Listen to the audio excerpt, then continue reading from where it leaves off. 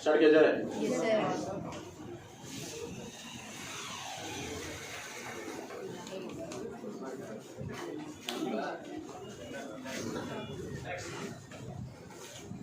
तो हिस्ट्री पढ़ेंगे, current affairs ऊपर कौन रखा जाएगा देखेंगे। आधुनिक भारत चल रहा है ना। आधुनिक भारत में बहुत कुछ पढ़े हुए हैं। सबसे पहले तो हम लोग सभी का हमारे पास क्या है, नोट्स है, और नोट्स को घर पर पढ़े हुए हैं और क्लास में भी पढ़ाई उसका हुआ है। और प्रत्येक घटनाक्रम पर हम लोगों ने अलग अलग क्या किया है, डिस्कस किया है, और प्रत्येक घटनाक्रम के बारे में हम लोग को जानकारी है। यहाँ पर एक सामूहिक रूप से हम लोग क्या करेंगे, एक है ना 1885 से लेकर 1916 तक के जो आधुनिक भारत के इतिहास है ना, भारत का जो इतिहास है उसका हम लोग क्या करेंगे, अध्ययन करेंगे। कहाँ से कहाँ तक, 1885 ईस्वी से 1916 ईस्वी तक, 1916 ईस्वी तक के इतिहास में। चलिए, इसको पढ़ने से पहले कुछ क्वेश्चन का जवाब देंगे, ठीक ना। इसको पढ़ने से पहले कुछ क्वेश्चन का क्या करेंगे, जवाब देंगे। और विशेषकर वायसराय का कार्यकाल, लॉर्ड एल्गिन प्रथम का कार्यकाल कब से कब तक, 1862 से 1863। लॉर्ड एल्गिन प्रथम के बाद कौन आया, sir John Lawrence. Sir John Lawrence का कार्यकाल बताएंगे, 1864 से 1869।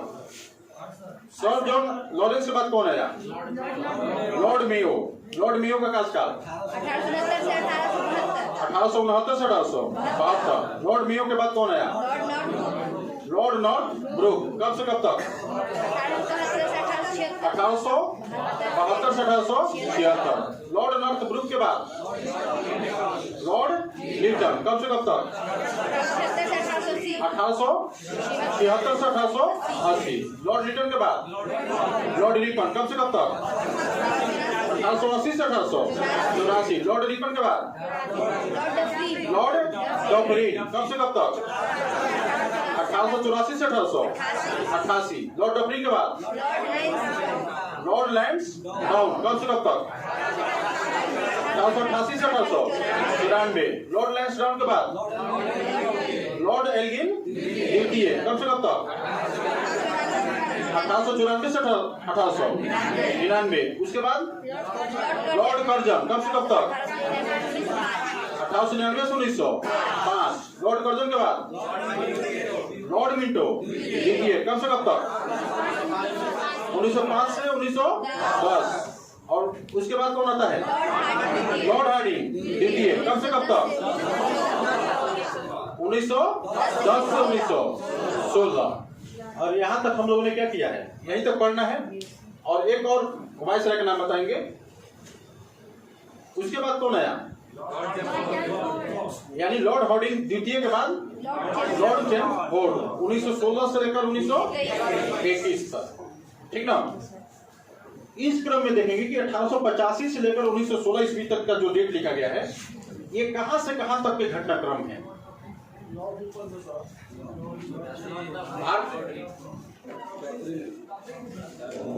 ये समय है कांग्रेस की स्थापना ना, कांग्रेस की स्थापना से कहां तक, 1916 ईस्वी तक, यानी होम रूल लीग कह सकते हैं। होम रूल लीग का आरंभ, होम रूल लीग आंदोलन का प्रारंभ। ये घटनाक्रम है, यानी कांग्रेस की स्थापना से कहां तक, होम रूल लीग आंदोलन का प्रारंभ तक हम लोग क्या करेंगे, अध्ययन करेंगे कि क्या क्या घटनाक्रम इस दौरान घटा। तो आप देखेंगे कि 1857 की क्रांति के बाद एक बृहद अधिनियम आता है 1858 का भारत शासन अधिनियम, जिसमें भारत का सत्ता, भारत का शासन ब्रिटिश ईस्ट इंडिया कंपनी से लेकर, ब्रिटिश ईस्ट इंडिया कंपनी के हाथों से लेकर ब्रिटिश क्राउन अपने हाथों में क्या कर लेती है, ले लेती है। और प्रत्यक्ष रूप से भारत पर किसका शासन हो जाता है, ब्रिटिश सम्राट का, है ना। और उसमें एक ये भी प्रावधान था, उसके बाद किसी भी भारतीय राज्य को, है ना, किसी भी भारतीय राज्य को हड़पा नहीं जाएगा, उस पर युद्ध थोपा नहीं जाएगा, है ना। और उसके बाद 1857 की क्रांति बाद एक शांति छा जाती है देश में। 1857 की क्रांति के बाद क्या छा जाती है, शांति। और वो शांति अंग्रेजों के लिए एक तरह से कहीं ना कहीं एक बड़ी विद्रोह या आंदोलन के रूप में जमीन के नीचे गड़ी हुई बारूद लग रही थी, जो कभी भी क्या हो सकती थी, प्रस्फुटित हो सकती थी। दूसरा, उसके बाद से आप देखेंगे घटनाक्रम को 1857 के बाद और 1885 के बीच, 1857 के बाद और 1857 के बाद और 1885 के पहले भारत में एक राष्ट्रीयता की भावना क्या हो रही थी, जागृत हो रही थी। 1857 तक देखेंगे कि किसी भी तरह का राष्ट्रवाद की बात नहीं हो रही थी, राष्ट्रवाद की भावना नहीं थी, सब क्या थे, क्षेत्रीय स्तर पर सब कुछ घटनाक्रम घट रहे थे। 1857 के बाद हम लोग जानते हैं कि रेलवे का क्या हुआ, भारत में विकास हुआ और पहली ट्रेन चली मुंबई से ठाणे तक 16 अप्रैल 1853 ईस्वी को। कितने किलोमीटर, 34 किलोमीटर, है ना। और रेलवे के विकास ने भारतीयों में जागरूकता उत्पन्न करने में क्या किया, योगदान दिया। क्योंकि रेलवे की यात्रा के क्रम में एक साथ कई प्रदेश के लोग क्या कर रहे थे, कई प्रदेश के लोग क्या कर रहे थे, यात्रा कर रहे थे और अपनी समस्याओं को क्या कर रहे थे, एक साथ साझा कर रहे थे। नहीं, और उन समस्याओं में सबकी समस्या क्या थी, अंग्रेजों द्वारा भारतीयों का शोषण, अंग्रेजों द्वारा लोगों का शोषण, वो आर्थिक रूप से, सामाजिक रूप से, धार्मिक रूप से, प्रशासनिक रूप से, न्यायिक रूप से, हर तरह से भारतीयों का क्या किया जा रहा था, शोषण किया जा रहा था। संचार सुविधाओं का क्या हो चुका था, विकास शुरू हो चुका था, जिसमें आपका तार का यानी टेलीग्राफ का प्रारंभ शुरू हो गया था। पहला टेलीग्राफ कब से कब तक, पहला टेलीग्राफ कब शुरू हुआ, 1850 ईस्वी में, कलकत्ता से डायमंड हार्बर तक। और 1853 के बाद आप देखेंगे कि, है ना, और सभी के लिए तार की सेवा क्या हो गई, प्रारंभ हो गई। एक व्यवस्थित तरीके से डाक सेवा की क्या की जाती है, प्रारंभ की जाती है। और 2 पैसे में देश के किसी भी कोने में आप क्या कर सकते थे, पत्र अपना भेज सकते थे। इन सब के विकास ने भारतीयों को जागरूक करने में क्या किया, काफी मदद किया। और साथ ही हम लोग जानते हैं कि भारत में आधुनिक शिक्षा का क्या होता है, प्रारंभ होता है। शिक्षा का क्या होता है, भारत में विकास होता है। और वो शिक्षा किन घरानों में, सम्राट घरानों में, उच्च घरानों में।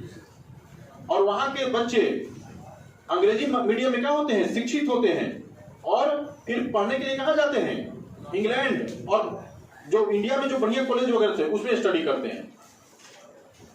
और उनके अंदर राष्ट्रीयता की भावना क्या होती है, जागृत होती है उन युवाओं में। और वे चाहते थे क्या कि भारत जो है क्षेत्रीय स्तर पर जो बटा है वो क्या हो, राष्ट्रीय स्तर पर है ना, राष्ट्रीय स्तर पर उसका उद्भव हो। और एक ऐसा संगठन हो हमारा जो राष्ट्रीय लेवल पर क्या करे, राष्ट्रीय स्तर पर हमारी समस्याओं को सरकार के समक्ष उजागर करने का काम करे और भारतीयों को शासन में, प्रशासन में और राजनीति में क्या करे, ज्यादा से ज्यादा भागीदारी करना, है ना, भागीदारी संभव। वो ये चाहते थे, और ये चाहते थे साथ में कि भारतीयों को जागरूक किया जाए। भारतीयों को क्या किया जाए? जागरूक किया जाए। किस रूप में? तो है ना, राष्ट्रीयता की उनके अंदर भावना पैदा की जाए, उनको समझाया जाए कि आप भी समझ, है ना, पूरा भारत क्या है? एक है, और सभी भारत के लोग क्या हैं? एक है। हमारी समस्याएं आपकी समस्या, आपकी समस्याएं हमारी समस्याएं हैं, और जो अंग्रेज हम पर शोषण कर रहे हैं उसके बारे में सभी लोगों को बताया जाए, सभी देश के सभी निवासियों को बताया जाए कि किस प्रकार से अंग्रेज हमारे आर्थिक व्यवस्था को चौपट कर रहे हैं, और अर्थव्यवस्था को किस प्रकार से लूट रहे हैं, और यहाँ के धन को किस प्रकार से यहाँ से बहिर्गमन कर रहे हैं। यानी यहाँ के धन को कहाँ भेजा जा रहा है? ब्रिटेन भेजा जा रहा है, किस प्रकार से, और बड़ी मात्रा में धन का बहिर्गमन। और जानते हैं कि धन का बहिर्गमन का सिद्धांत किसने दिया था? दादा भाई नौरोजी ने। और उन्होंने पहली बार बताया था कि किस प्रकार से भारत से धन ब्रिटेन में हस्तांतरित हो रहा है। नहीं, साथ ही कुछ 1885 से पहले कुछ ऐसे घटनाक्रम घटते हैं जो कि उस समय के युवा राष्ट्रवादियों के मन में, है ना, भावना उद्वेलित होती है। किसके खिलाफ? अंग्रेजों के खिलाफ। जैसे उसमें पहला आप कह सकते हैं arms act, vernacular press act, Ilbert bill, ठीक ना। और उसमें सबसे महत्वपूर्ण था सूती वस्त्र पर आयात शुल्क क्या करना? कम करना। सूती वस्त्र पर आयात शुल्क क्या करना? कम करना। क्योंकि सूती वस्त्र किसका बनता है? कपास से बनता है। कपास कच्चा माल है कहां पर? भारत में। और भारत से कपास कच्चा माल जो है कहां जाता था? इंग्लैंड। और वहां के मिलों में, और विशेषकर इंग्लैंड में किस जगह पर? मैनचेस्टर, है ना, मैनचेस्टर नामक जगह पर सूती कपड़ा मिले काफी ज्यादा मात्रा में थी, और वहां से सूती वस्त्र बनकर फिर भारत आते थे, और भारत में भी सूती वस्त्र बनता था। दोनों के रेट लगभग क्या थे? दोनों के रेट अलग अलग थे। लेकिन अंग्रेजों ने यहां पर क्या करना चाहा? अपने सूती वस्त्र के रेट को भारत में कम करना चाहा, और उसके लिए उन्होंने क्या किया? आयात शुल्क को कम कर दिया, जिसके कारण अंग्रेजी, है ना, ब्रिटेन का जो सूती वस्त्र था उसका रेट भारतीय सूती वस्त्र की अपेक्षा क्या हो गया? कम हो गया, है ना। इसका परिणाम क्या हुआ? किसका वस्त्र, सूती वस्त्र ज्यादा बिकेगा? इंग्लैंड वाला। भारतीय सूती वस्त्र का मांग क्या हो जाएगा? कम हो जाएगा, जिसके कारण सूती वस्त्र उद्योग पर बुरा असर पड़ा, और हमारे देश का सूती वस्त्र उद्योग क्या हुआ? बुरी तरह से ठप हुआ, प्रभावित हुआ, तहस नहस हुआ।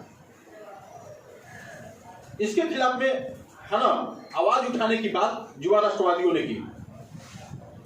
आर्म्स एक्ट था, जो कि लॉर्ड लिटन के समय में ही आया था कि जो लाइसेंस, जिसके पास हथियार रखने की लाइसेंस है, वही केवल क्या कर सकता है? हथियार रख सकता है। बिना लाइसेंस वाले को हथियार रखने पर क्या कर दी गई? पाबंदी लगा दी गई। और विशेषकर भारतीयों पर तो पूरी तरह से क्या कर दिया गया? बंदूकें रखना, है ना, एक तरह से अपराध घोषित कर दिया गया। वर्नाक्युलर प्रेस एक्ट आता है लॉर्ड लिटन के ही समय में, जिसके अनुसार प्रेस पर पूरी तरह से क्या कर दिया जाता है? पाबंदी लगा दिया जाता है। यानी मीडिया वही दिखाएगा जो सरकार चाहेगी। चौथा घटनाक्रम होता है इल्बर्ट बिल आता है लॉर्ड लिटन के समय में।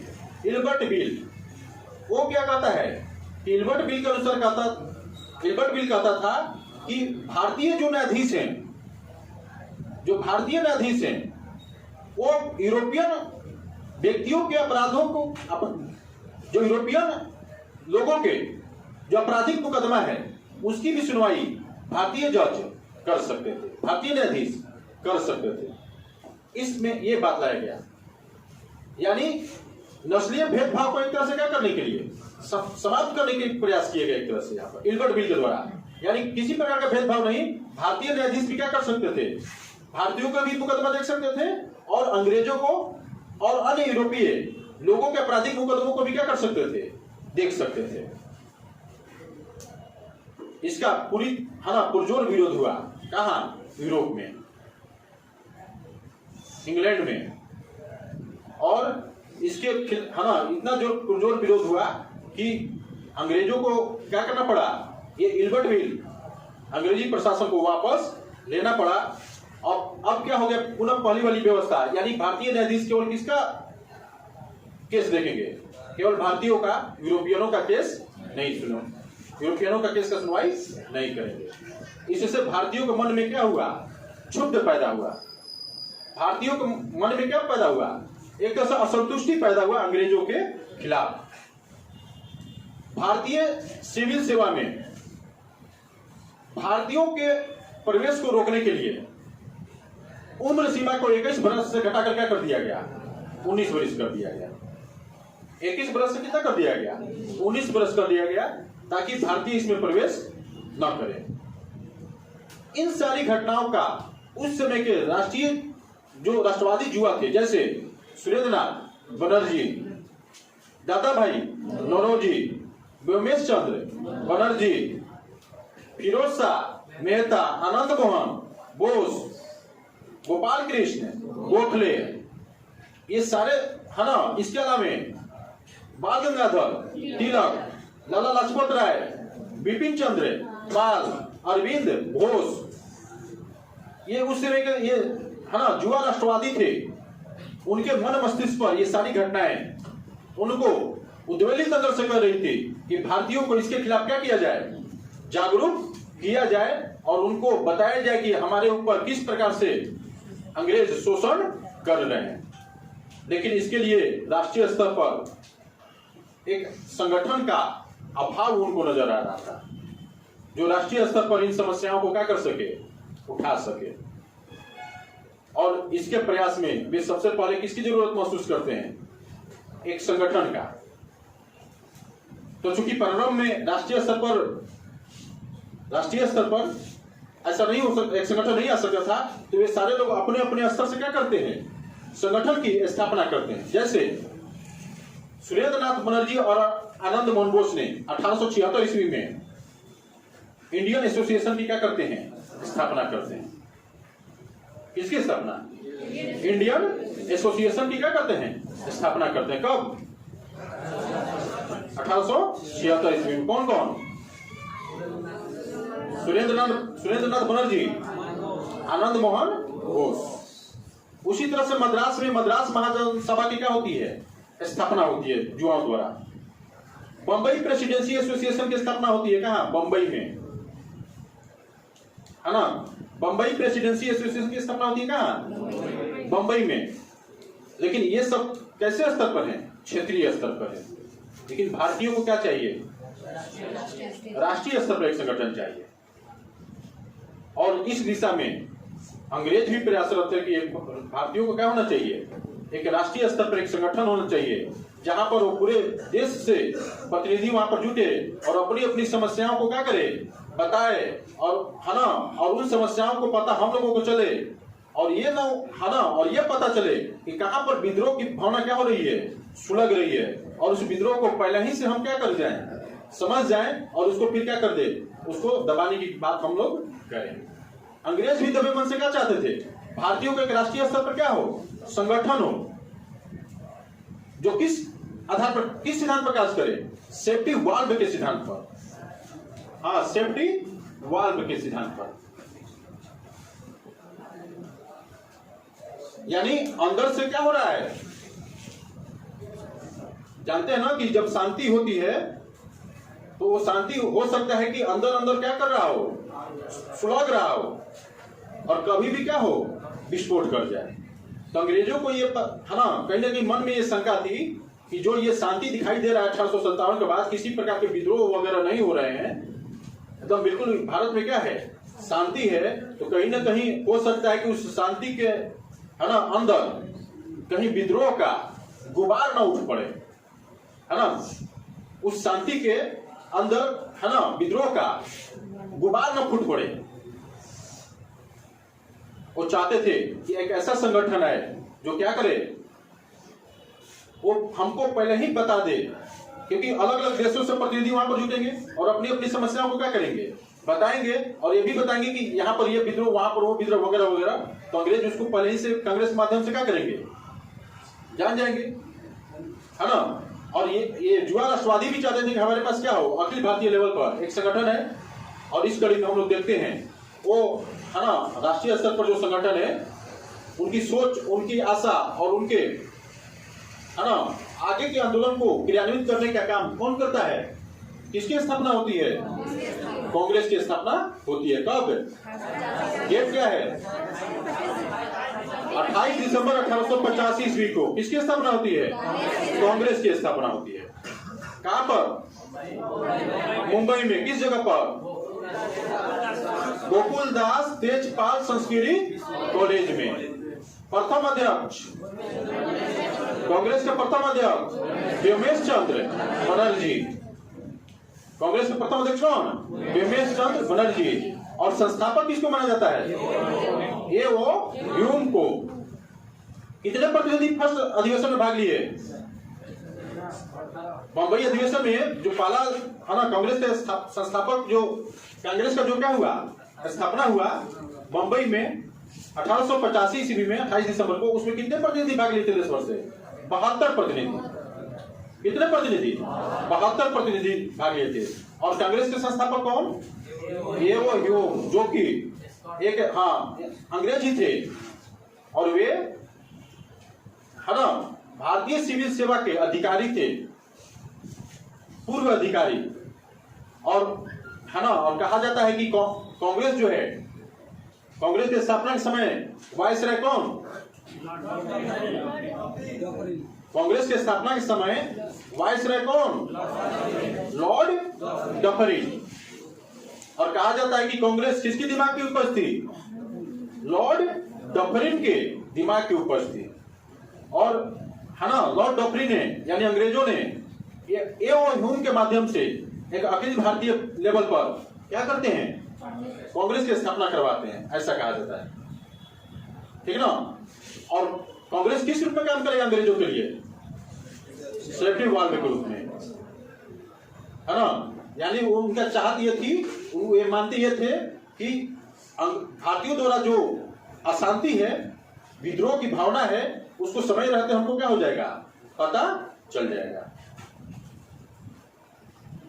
भारतीय भी चाहते थे कि ये ह्यूम हमारा क्या थे?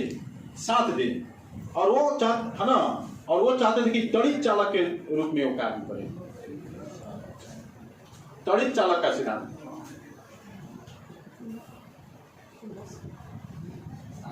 ये सेफ्टी वॉल्व का सिद्धांत किसके लिए?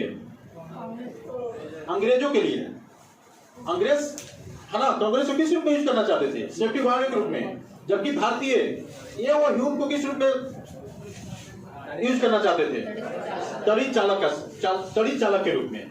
देखते हैं जब बिजली है ना, बिजली जब गिरता है तो तड़ित चालक के माध्यम से क्या होता है? नीचे की ओर विसर्जित हो जाता है और आसपास है ना दुर्घटना होने से क्या हो जाता है? बच जाता है। तड़ित चालक जानते हैं ना, ऊंचे बिल्डिंगों में लगाया जाता है तड़ित चालक। तांबा का होता है। और जब बिजली गिरती है तो आसपास नुकसान क्या होता है? नहीं हो पाता है। क्यों? क्योंकि वो जो बिजली गिरी है वो तड़ित चालक क्या कर लेता है? अपने अंदर समाहित करके उसको, क्योंकि उसका कहां तक कनेक्शन होता है? जमीन तक। और जमीन में क्या करता है? उस बिजली को विसर्जित कर देता है। तो भारतीयों को ये विश्वास था कि अगर हम आंदोलन चलाएंगे अंग्रेजों के खिलाफ, अंग्रेजों की बात करेंगे, अंग्रेजों के खिलाफ बात करेंगे उन अधिवेशनों में या कांग्रेस के माध्यम से, तो ये वो ह्यूम क्या करेंगे? हमें अंग्रेजों से है ना, जो अंग्रेजी प्रशासन है उससे हमारी क्या करेंगे? ये रक्षा करेंगे, तड़ित चालक के रूप में काम करेंगे। कौन? ये वो ह्यूम। जबकि यहाँ पर अंग्रेज प्रशासन क्या चाहता था? कांग्रेस किस रूप में काम करेगी? सेफ्टी वॉल्व के रूप में। और इस तरह से भारतीयों को क्या मिल गया? अखिल भारतीय लेवल पर एक संगठन मिल गया कांग्रेस के रूप में। और शुरू प्रारंभ में ये अंग्रेजी प्रशासन को हेल्प किए, सहायता किए, लेकिन धीरे धीरे इसका मकसद क्या होते गया? चेंज होते गया, लक्ष्य चेंज होते गया। और ये चेंज किसमें बदल गया? तो भारतीयों को जागरूक करने में, भारतीयों को राष्ट्रीयता की भावना को उत्पन्न करने में, भारतीयों में राष्ट्रवाद की भावना को उजागर करने में, चलिए, यहाँ पर हम लोगों को क्या मिला? राष्ट्रीय स्तर पर भारतीयों को क्या मिला? कांग्रेस। और इस बीच में देखेंगे 1885 और 1916 के बीच में, तो मिडिल पॉइंट है बंगाल विभाजन। बंगाल विभाजन कब? 16 अक्टूबर 1905। ये मिडिल पॉइंट है। और ये जो बंगाल विभाजन जो है, इसने आगे चलकर भारत की स्वतंत्रता आंदोलन की दिशा और दशा को क्या किया? बदल दिया। ये 1905 से पहले देखेंगे तो ये कैसा समय है? तो ये समय है भारतीयों के जागरूकता का, भारतीयों में राष्ट्रवाद उत्पन्न करने का ये समय है कांग्रेस द्वारा। और ये समय क्या है? ये समय आंदोलन को आगे बढ़ने का समय है। लेकिन इस आंदोलन के बढ़ने के क्रम में देखेंगे बहुत सारा घटनाक्रम आता है। बंगाल विभाजन कब प्रभावी हुआ? 16 अक्टूबर 1905 को। 16 अक्टूबर 1905 को बंगाल विभाजन की घोषणा कब हुई थी? 19 जुलाई 1905 को। इसके खिलाफ में कौन सा आंदोलन चला? स्वदेशी आंदोलन और बहिष्कार आंदोलन। स्वदेशी आंदोलन की शुरुआत कहां से? कलकत्ता के टाउन हॉल से। कब से? 7 अगस्त 1905 से।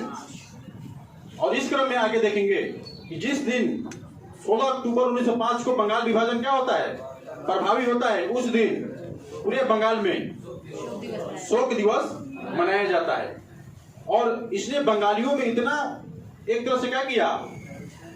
विरोध की भावना उत्पन्न कर दी बंगाल विभाजन ने, कि उन लोगों ने इसका पुरजोर विरोध किया। किसका? बंगाल विभाजन का। और जानते हैं ना, जिस दिन प्रभावी हुआ बंगाल विभाजन, उस दिन शोक दिवस के रूप में क्या किया गया? मनाया गया। लोगों के घरों में चूल्हे नहीं जले, उपवास रखा गया। जत्थे के जत्थे लोग गंगा में क्या किए? स्नान किए। सड़कों पर प्रदर्शन किए गए वंदे मातरम के नारों के साथ। वंदे मातरम नारों के साथ। वंदे मातरम किसकी रचना? बंकिम चंद्र चटर्जी की। किस पुस्तक में? वंदे मातरम को बंकिम चंद्र चटर्जी ने किस पुस्तक में लिखा था? आनंद मठ में। और आनंद मठ किस आंदोलन पर आधारित था? आनंद मठ जो पुस्तक है किस विद्रोह पर आधारित था? सन्यासी विद्रोह पर आधारित था। और पहली बार वंदे मातरम को किस अधिवेशन में गाया गया? 1896 ईस्वी के कलकत्ता अधिवेशन में, जिसकी अध्यक्षता किसने की थी? बताइए। रहमतुल्ला सयानी ने। पहली बार वंदे मातरम जो हमारा राष्ट्रीय गीत है, स्वदेशी आंदोलन का है ना गीत बना। लोगों के अंदर राष्ट्रवाद की भावना उत्पन्न करने में है ना प्रमुख योगदान दिया इस गीत ने, जिसकी रचना की थी बंकिम चंद्र चटर्जी ने। और इसको पहली बार गाया गया था 1896 के कलकत्ता अधिवेशन में, जिसकी अध्यक्षता किया था रहमतुल्ला सयानी ने। और इस दौरान देखेंगे कि बंगाल विभाजन में जो स्वदेशी आंदोलन है, स्वदेशी आंदोलन और बहिष्कार आंदोलन,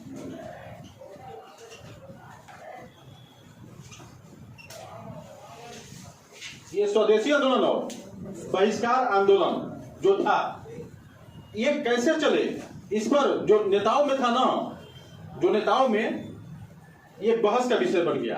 और दो गुट उभर कर आए, नरम दल और गरम दल, है ना। कांग्रेस के कितने गुट यहां से आए? 2 गुट। कांग्रेस के 2 गुट यहां से, एक नरम दल और दूसरा गरम दल।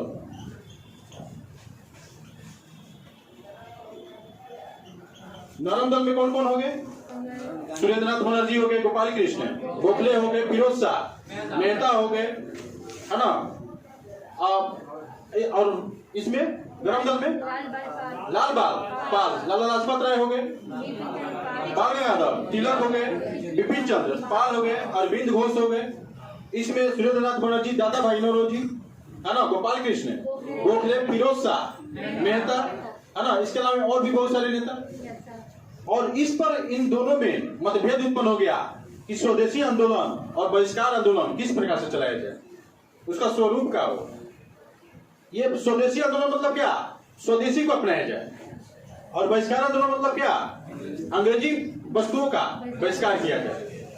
तो नरम दल वाले चाहते थे क्या कि केवल बहिष्कार, सूती वस्त्र कपड़े तो क्या किया जाए, रखा जाए, जबकि गरम दल वाले चाहते थे कि सभी वस्तुओं का और साथ ही साथ सरकारी अदालतों का, कॉलेजों का, स्कूलों का, है ना, सभी प्रकार के वो सारी, है ना, सभी प्रकार के वस्तुओं का बहिष्कार किया जाए जो किससे संबंधित हो, अंग्रेजों से संबंधित हो।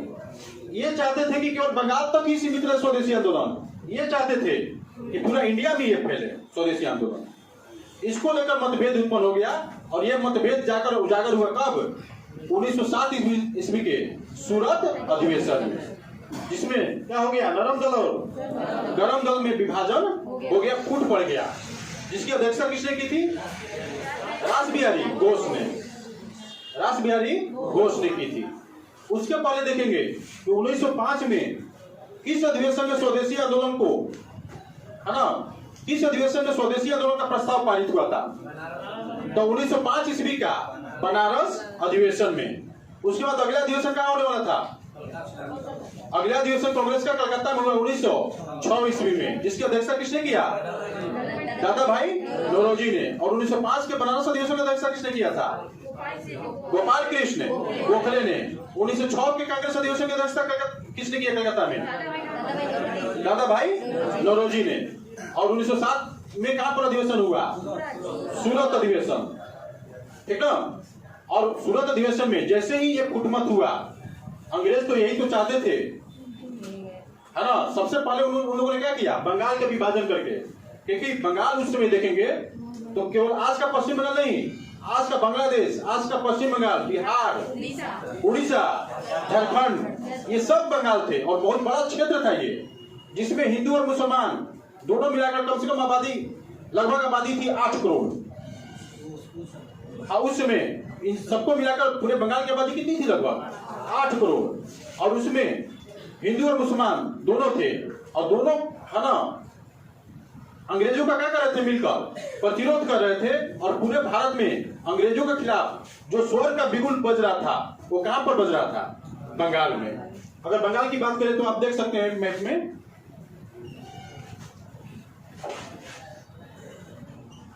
ये जो क्षेत्र है, ये क्षेत्र किसका है, बंगाल का क्षेत्र है ना। और इसको क्या कर दिया गया, डिवाइड कर दिया गया। अंग्रेजों का कहना था ये विभाजन हम प्रशासनिक दृष्टि से कर रहे हैं, क्योंकि ये भौगोलिक रूप से, प्रशासनिक दृष्टि से बहुत बड़ा इकाई हो जा रहा है। लेकिन विभाजन किस प्रकार से करते हैं, ये पूर्वी बंगाल और ये पश्चिमी बंगाल। पूर्वी बंगाल में अधिकतम संख्या किसकी हो जाती है, मुसलमानों की, और यहाँ पर हिंदुओं की। तो ये एक तरह से कैसा विभाजन हो गया, धार्मिक विभाजन हो गया। ये किस आधार पर विभाजन था, धार्मिक आधार पर विभाजन था। यानी बंगाल को क्या करने के लिए, कमजोर करने के लिए, राष्ट्रीयता की भावना को क्या करने के लिए, कमजोर करने के लिए, अंग्रेजों के खिलाफ जो राष्ट्रवाद का भावना पनप रहा था, उसको क्या करने के लिए, कमजोर करने के लिए क्या किया गया, बंगाल का विभाजन किया गया। जिस पर इतना ज्यादा जोरदार प्रतिक्रिया हुआ, इतना ज्यादा विरोध हुआ, उसने आगे के, है ना, जो शांत पड़ा हुआ था, अभी तक किस, है ना, ये देख रहे हैं ना, 1857 के बाद ये पहला विद्रोह है कि नहीं, सशक्त विद्रोह। 1857 के बाद क्या है, ये पहला सशक्त विद्रोह कब, 1905 में। और ये आंदोलन इतना ज्यादा सफल रहा कि लोगों ने, है ना, हाथों हाथ इस आंदोलन को लिया, और अंग्रेजों के खिलाफ, है ना, एक तरह से विद्रोह के, है ना, अंग्रेजों के खिलाफ सभी लोगों ने क्या किया, भाग लिया। और पहली बार ऐसा हो रहा था कि इसमें महिलाएं भी भाग ली, छात्र भी भाग लिए, किसान भी भाग लिए, और आम जनता क्या की, इसमें भागीदारी की। ये ऐसा पहली बार हो रहा था किसमें, स्वदेशी आंदोलन में। क्योंकि इससे पहले महिलाएं किसी आंदोलन में भाग नहीं ले रही थी, आंदोलन हो ही नहीं रहा था। 1857 के बाद कहाँ आंदोलन ऐसा हुआ, ये पहली बार आंदोलन हुआ था, और पहली बार जन आंदोलन भी हुआ। लोगों ने एक दूसरे के कलाइयों पर क्या की, राखियां बांधी, ये प्रदर्शित करने के लिए कि हम लोग क्या है, एक है, हम भले ही बंगाल का विभाजन हुआ लेकिन आपस में विभाजन नहीं हुआ है। हम लोग सभी लोग क्या हैं, एक हैं। और ये स्वदेशी आंदोलन केवल बंगाल तक ही सीमित नहीं रहा। ये बाल गंगाधर तिलक ने इसको कहाँ फैलाया, महाराष्ट्र में भी फैलाया है ना। ये कहाँ फैला, मद्रास में भी फैला, पंजाब में भी फैला, उत्तर प्रदेश, बिहार तो उसी का भाग था है ना। यानी स्वदेशी आंदोलन का दायरा क्या हुआ, देश से, बंगाल से बाहर भी पहुंचा। और इस क्रम में देखेंगे कि है ना, स्वदेशी आंदोलन के सवाल पर यहाँ पर क्या होता है, कांग्रेस का विभाजन होता है। और ये विभाजन केवल इन दोनों के लिए नुकसान नहीं करता है, कांग्रेस के लिए भी नुकसान करता है और भारतीयों के, भारत का भी नुकसान करता है। राष्ट्रीय आंदोलन यहाँ पर क्या हो जाता है, इसके बाद शिथिल पड़ जाता है। अगर बाल गंगाधर, और इस समय एक बात करें तो बाल गंगाधर तिलक गरम दल में सबसे है ना प्रखर नेता थे। उन्होंने महाराष्ट्र में राष्ट्रवाद की भावना है ना, राष्ट्रवाद की भावना बढ़ाने के लिए दो पत्रिका का शुरुआत किया, एक केसरी और दूसरा मराठा। केसरी और मराठा दो उत्सवों का उन्होंने प्रारंभ किया। एक गणेश उत्सव, गणेश उत्सव की शुरुआत तो 1893 और शिवाजी उत्सव 1896 में। और इन है ना, इन पत्रिकाओं के माध्यम से, क्या किया, लोगों में राष्ट्रीयता का भावना जगाया। और इन दोनों के माध्यम से है ना, लोगों में एकता क्या की, उत्पन्न की। और लोगों को समझाने में कामयाब रहे कि अंग्रेज हमारे ऊपर क्या कर रहे हैं, शोषण कर रहे हैं। और अंग्रेजों के खिलाफ हमें क्या करनी चाहिए, आवाज उठानी चाहिए। इसी क्रम में देखेंगे कि 1897 की बात है, जब महाराष्ट्र में प्लेग फैला था। बम्बई में क्या हुआ था, प्लेग फैला हुआ था। और उस प्लेग को रोकने के लिए सरकार ने महामारी एक्ट चलाया 1897। और वो महामारी एक्ट आज भी क्या है, जारी है। और जो कोरोना काल में जो महामारी एक्ट लगाया गया है, वो कौन सा महामारी एक्ट लगाया गया है, 1897 का महामारी एक्ट। उसी समय का जब बम्बई में क्या फैला था, प्लेग। और उस प्लेग के रोकथाम के नाम पर अंग्रेज क्या कर रहे थे, लोगों का शोषण कर रहे थे, जिसके खिलाफ है ना वहां के चापेकर बंधुओं ने क्या किया, तो प्लेग कमिश्नर रैंड की और लेफ्टिनेंट वहां का जो था आयर्स की गोली मारकर हत्या की है ना। 1897 ईस्वी की ये बात है, 1897-98 की बात है। तो इसके खिलाफ में है ना बाल गंगाधर तिलक पर आरोप लगाया गया कि ये अपने पत्रिका के माध्यम से उकसाने वाले काम किए हैं। और उनको क्या कर दिया गया, जेल की सजा दी गई। और जब जेल से छूटकर आते हैं 1907 में, फिर है ना 1907 के बाद देखेंगे कि यहाँ पर यह घटनाक्रम घटता है। बंगाल कांग्रेस में फूट पड़ती है। उसके बाद देखेंगे कि यहाँ पर कांग्रेस के फूट के साथ ही राष्ट्रीय आंदोलन बिल्कुल क्या हो जाता है, शिथिल हो जाता है। कारण बाल गंगाधर तिलक को पुनः राजद्रोह के आरोप में, जो 124 का ये राजद्रोह का जो कानून है, एक्ट है, धारा कितना, 124 के ए के तहत राजद्रोह के मामले में इनको फिर से क्या किया जाता है, 6 वर्ष का जेल की सजा दी जाती है। और जाकर मांडले जेल बर्मा में ये सजा काटते हैं। अरविंद घोष है ना, वो क्या करते हैं, संन्यास ग्रहण कर लेते हैं। और कहां पर चले जाते हैं, पांडिचेरी में। और वहां पर सन्यासी की जिंदगी क्या करते हैं, व्यतीत करते हैं। लाला लाजपत राय यहां से अमेरिका चले जाते हैं। बिपिन चंद्रपाल राजनीति से संन्यास ले लेते हैं। और एक तरह से बिल्कुल आंदोलन क्या हो जाता है, स्थिर हो जाता है। और उसको जगाने का काम किया। पुनः जब आते हैं कौन, वो जेल से छूटकर आते हैं बाल गंगाधर तिलक। और उस समय रहती है भारत में कौन, एनी बेसेंट। तो शिथिल पड़े राष्ट्रीय आंदोलन को पुनः जागृत करने का काम कौन करता है, एनी बेसेंट और बाल गंगाधर तिलक। और दोनों का प्रयास से लखनऊ में अधिवेशन होता है कांग्रेस का, जिसमें कांग्रेस के नरम दल और गरम दल पुनः क्या हो जाते हैं, मिल जाते हैं। और साथ ही है ना एक नए आंदोलन की क्या करते हैं ये लोग, शुरुआत करते हैं। कौन सा आंदोलन, होम रूल लीग आंदोलन, यानी स्व शासन। यानी गृह शासन की शुरुआत करते हैं। कौन कौन? एनी बेसेंट और बाल गंगाधर तिलक, दोनों का अलग अलग क्षेत्र था। अगर एनी बेसेंट की बात करें तो ये मद्रास वाला क्षेत्र, पश्चिम है ना, पूर्वी भारत कह सकते हैं, और महाराष्ट्र कर्नाटक वाला क्षेत्र यानी पश्चिमी क्षेत्र कह सकते हैं। किसका? बाल गंगाधर तिलक। दोनों अलग अलग क्षेत्र में क्या करते हैं? होम रूल लीग आंदोलन चलाते हैं। और होम रूल लीग इतना सक्सेस करता है कि अंग्रेजों को दबाने के लिए, अंग्रेजों को इस विद्रोह को दबाने के लिए पुरजोर है ना बल लगाना पड़ता है। और इस दौरान देखेंगे कि एक तरह से जो सोई हुई स्थिति थी राष्ट्रीय आंदोलन की, पुनः ये लोग क्या करता है? जागृत करने का काम करता है। कौन? होम रूल लीग आंदोलन के माध्यम से बाल गंगाधर तिलक और एनी बेसेंट। बात समझे? तो इतनी सारी बातें ध्यान पर रखेंगे। फिर से इसके आगे हम लोग क्या करेंगे? कल स्टडी करेंगे।